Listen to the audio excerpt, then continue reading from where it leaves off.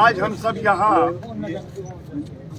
साले मोहम्मद हमारे जो कॉलीग हैं पार्लियामेंटेरियन हैं उनके साथ इजहार यकजहती के लिए आए हैं और पार्लियामेंट का जो तकद्दुस है एक पार्लियामेंटेरियन का उसको उजागर करने आए हैं कि वो एक मुंतखब नुमाइंदा है।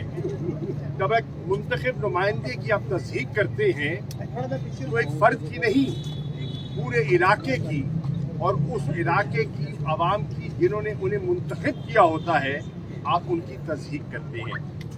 हमें अफसोस से कहना पड़ रहा है कि जिस अंदाज में उन्हें यहाँ से गिरफ्तार किया गया इलेक्शन कमीशन के सामने, जिस रवैया जो हमने इस्लामाबाद पुलिस का देखा कि वो जो पुलिस ऑफिसर थे वो नाम ले लेके उनको पुकार रहे थे और जैसे तलाश में थे, और फिर जिस तरह उनको उठाकर पुलिस वैन में घसीट कर फेंका गया और फिर जब पुलिस स्टेशन ले गए उनके गले में एक प्लेकार्ड डालकर जिस तरह तस्वीरें खिंचाई गई, ये बिल्कुल नामुनासिब है और कोई मुहज़्ज़ब माशरा इसकी इजाज़त नहीं दे सकता और नहीं देगा।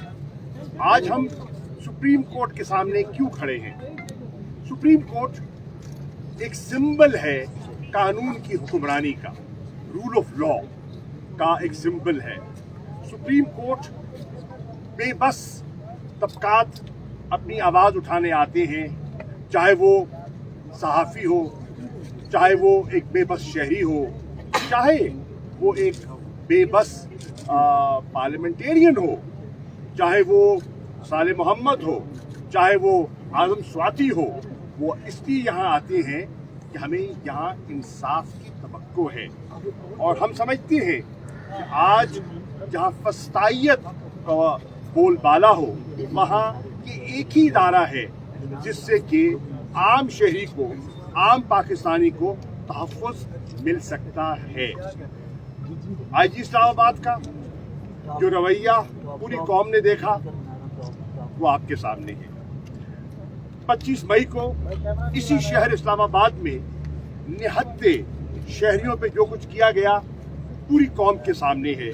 पूरी मीडिया ने उसका खुद मुलाहिजा किया और साले मोहम्मद के साथ जो रवैया अपनाया गया हम उसकी पुरजोर मजम्मत करते हैं। आज़म स्वाति के साथ जो कि रवैया अपनाया गया हम उसकी पुरजोर मजम्मत करते हैं।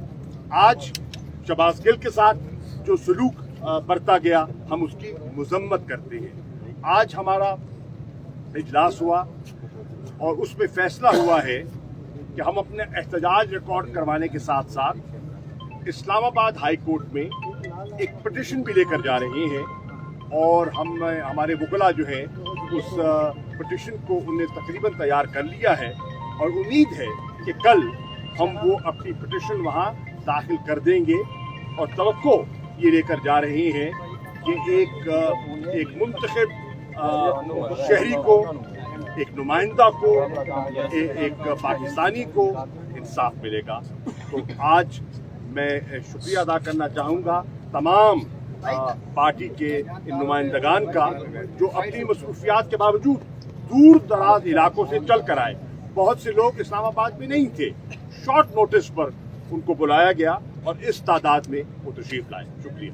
अच्छा जी, मैं खास तौर पे ये जिक्र करना चाहता हूँ कि हम सुप्रीम कोर्ट के बाहर क्यों खड़े हुए हैं। ये एहतजाज जो हो रहा है ये सुप्रीम कोर्ट के सामने क्यों हो रहा है?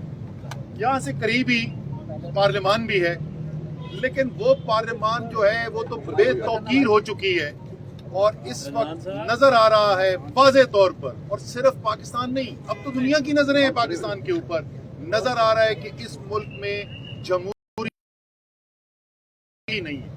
इस वक्त फस्तायत का राज है।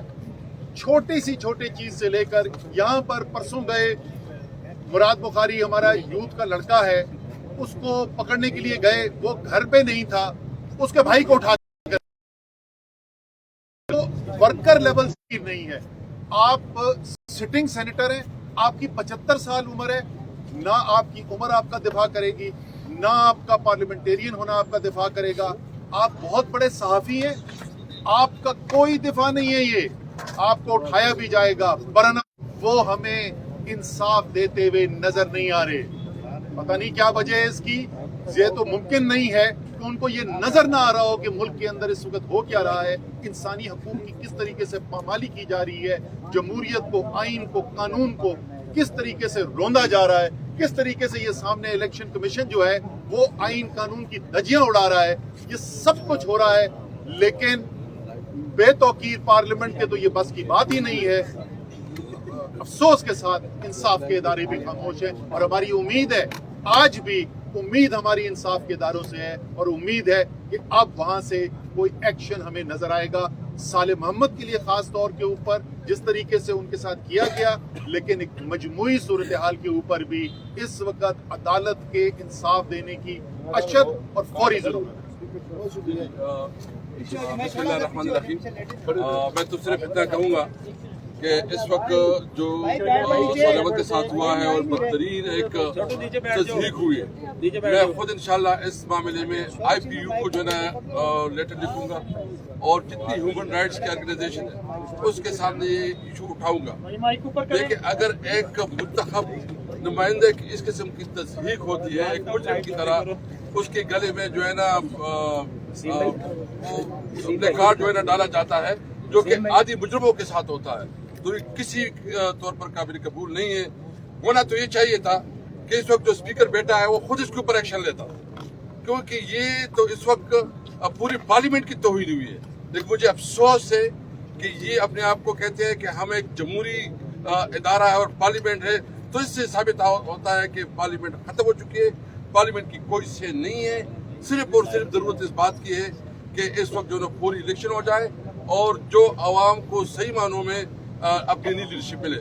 بہرحال میں نے انشاءاللہ تعالی کل ہم جو ہے نا ہائی کورٹ میں ریٹ بھی داخل کر رہے ہیں، اور ساتھ بھی جتنی انٹرنیشنل آرگنائزیشن ہے، میں صالح محمد والا ایشو اور آدم سواتی والا ایشو خود جو ہے ٹیک اپ کروں گا، اور میں وہاں وزٹ کروں گا اور اس کو میں ریپرزینٹ کروں گا. سر اسلام آباد آئی جی ہے، اس کا کردار کیسا دیکھتے ہیں؟ ایک منٹ